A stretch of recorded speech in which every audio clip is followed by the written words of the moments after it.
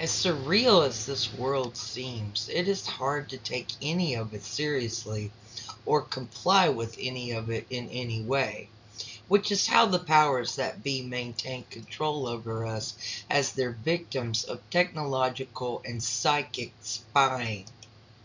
Welcome to another installment from the Egg-Gnosis series titled Part 6, Creation Energies and HuHub Principles by Cavetronics Dimensional Art, which is based on the scientific works over Unity by Brian D. Prater of Cavetronics R&D Energy.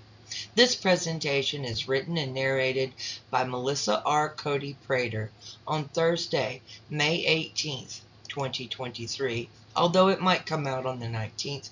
Herein, we will briefly discuss the creation energies that we are currently dealing with during this process of transition, the Q factor, and vital HuHub principles. This is a correction to the video from Thursday, May 18th, 2023. A video later that day of a news announcement came out from an AI expert who claims we urgently need ethical guidelines and safeguards to limit risk involved with the use of AI. The news claims that the congressional hearing that I mentioned was actually a deep fake. Nowadays, deep fakes are more common than not, in my opinion. As mentioned in Part 6, the year of Jubilee is the time at hand for me personally and the world to continue discussion on Balaam's attempt to bring on the Jubilee by breaking the Sabbath. The magician set up 7 altars. Those altars represented the creation energy of the number 7, which he was attempting to break because 7 times 7 is 49, which when broken allows the number 50 to follow, which brings on the Jubilee. As I mentioned in my last video, all my books are on the other side of the Mississippi, except for my Bible, where they all have been for the last decade and a half. So what you see here is an image of the type of files that I still have at my disposal, which I've been using to create these unique videos. This is a graphic of a computer error on an HTML page which overlapped a chart on top of a journal entry.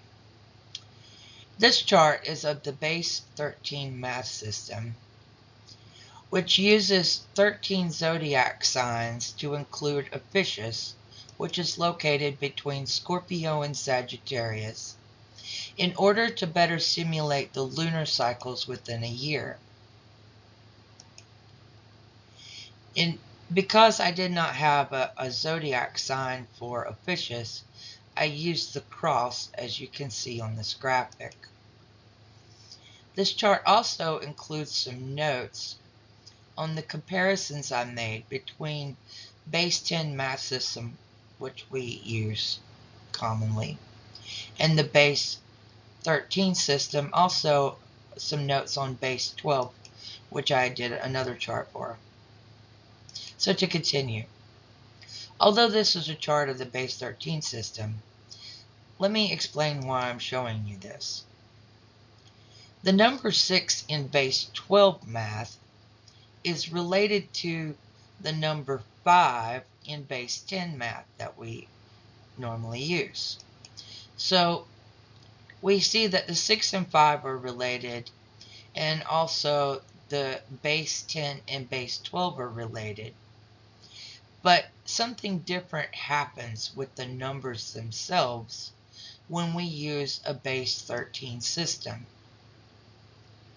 In the placement of the first master number, which is 11, we get something interesting in base 13, and it actually appears in the placement of the number 7.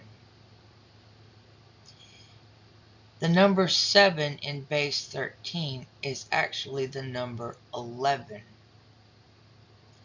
And I think from my deep research into numbers and the consciousness of numbers, that if we want to break this cycle that we're in, that we may need to use literally a different math system, a different base system to calculate how that change can occur. To continue, when dealing with subjects like 9/11, for example, or breaking creation in order to, go into a new emanation, this is an enormous undertaking. And some say, observation changes things according to Heisenberg's uncertainty principle. Yet from the surface, we see that no matter how much information we had ahead of time, the events of 9/11 did happen. Yet they didn't go completely as the enemy had planned. The symbology of the two pillars or two towers is significant here because it can be seen in retrospect as a representation of upper and lower columns of the upper and lower worlds. However, the perpetrators of 9/11 were only able to destroy the towers in one realm, but not both. And here we find ourselves over 20 years later, having used this opportune time to lay the groundwork to repair the world and restore sanity, if possible. Scientist Brian D. Prater claims that all this has to do with the Q factor, which is in part related to his over-unity formula concerning harmonic expansion. Here is some of the language Prater uses to convey the process we are undergoing at this time. The Q factor is the input to the output factor, which translates as the quality of a thing, or the Q factor. So I believe what we are experiencing is a type of checkpoint, like a quality assurance inspection. Oddly, I'm reminded of the fact that I was born a month late, and my husband was born 2 months early. So when balanced, we each have 8 months in the womb. Either way, as Richard Dawkins said, complicated things come into the universe late, as a consequence of slow, gradual, incremental steps. God, if he exists, would have to be a very, very, very complicated thing indeed. Now let's begin to understand HuHub's core principles. HuHub software, assisted by AI statistical research with human oversight, will generate options, suggestions, procedures, charts, instructions, or other data as results to user queries. HuHub sifts through all possibilities and produces solutions with strict parameters that ensure the safety of humanity. In order to create such a software, certain core principles or virtues are required for both the longevity of the software and the stability of humanity now and as we progress into a better future world. These virtues start with humility, which must reach the apex in a hierarchical structure in order to provide for the tree and its roots, branches, and leaves. With humility comes modesty and respectfulness, while continually practicing mindfulness of others and all things in your surroundings. At Capetronics and HuHub, we understand that information is like schools of fish. The information penetrates the brain on many points and swims through it, uncovering information from memory and making new connections, as well as breaking or reassigning old connections into their new orders. Therefore, information is powerful with the ability of cognitively restructuring the mind. This is well known by advertisers, media, and the like, and they use many techniques in the category of cognitive restructuring to their benefit, which is usually for excessive financial profits and domination over minds and essentially souls. If this is indeed how it is done, and this is the process, then it is ever more important to discern what demands are being made of you through engagement, whether that means you must give up something, whether that is money or personal freedom. All fish begin as an embryo, which contains genetic information inherited by the fish lineage, and its container stores permanent DNA memory, which, when activated, inherently knows it must eat and sleep. It knows how to reproduce itself, and it comes with a rich memory of learned knowledge, such as fears of dangerous creatures or other inherent suspicions. Such activation of memory can unlock consciousness, which is what the Agile Software Development course did for me last year.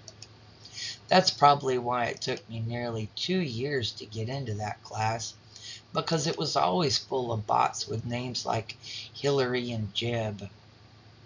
As humans, we are information sponges. As such, the people need good leaders, honesty, and good advice as guides to improve their individual and collective decision making. In a void of good leaders, where does one turn to? Many people say they would turn to God, but what does that really mean? Yes, there is a divine hand, but that hand is more like a parent that teaches but allows their child to mature in his or her own mind sphere. So it is up to the individual to hone their thinking process, and it is my suggestion that this learned behavior begin as a child or a teenager. To improve your thinking process, it is recommended to anchor your thoughts on the immortal things that endure, such as the universal principles which are expressed in many ways, from the sublime and subtle to the eloquent philosophies and wisdom of sages throughout time. Ever so quietly, our path has been laid before us, but it is up to us to discover the pieces and assimilate that data according to our free will and overlap with the virtues we must follow to evolve. We learn through many years of observing our thoughts, actions, and the feedback we get from our surroundings and the surroundings themselves. Then as we mature, we learn how to adapt those circumstances to provide for our needs, such as the simple act of reaching out a hand to grab a banana from a tree.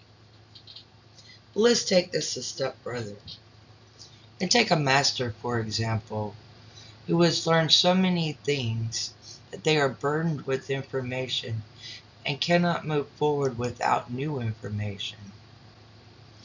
They then become a root, a column in this underworld. Now as we wrap up and for a little fun, and to help you get to know us a little better at HuHub and Cavetronics, here is a representation made by AI of the typical caveman family in the modern age. As you can tell, AI still has a skewed perspective of our reality. In concluding, I would love to ask you to become a subscriber, but I also realize that the powers that be will not ever allow that to happen. In the meantime, We are currently bound by the simulation hell, time, and resources while waiting in queue. So we use this time to spread the seeds of virtue and the knowledge of a software that can sustain humanity for hundreds and even thousands of years into the future.